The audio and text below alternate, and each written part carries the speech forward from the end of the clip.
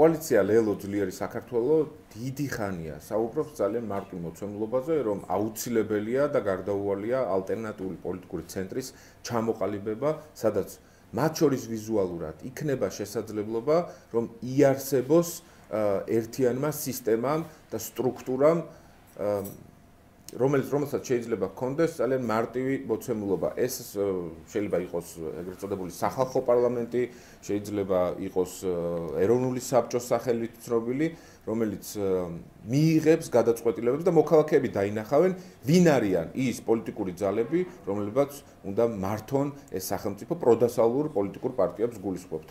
ამ პროცესში, რა თქმა უნდა, მნიშვნელოვნად მიგვაჩნია სალომე ზურაბიშვილის როლი, მისი თანამონაწილეობა და ეს შეთავაზება არაერთგზის გაკეთებულია პროდასალურ კოალიციებთანაც და სალომე ზურაბიშვილთანაც. ჩვენ გვჭირდება ის, რომ მოქალაქეებს ჭირდება მათ შორის, რომ მივიღოთ პასუხი, არიან თუ არა მზად მონაწილეობა მიიღოს პროდასალურმა პოლიტიკურმა აქტორებმა ალტერნატიული პოლიტიკური ცენტრის შექმნაში.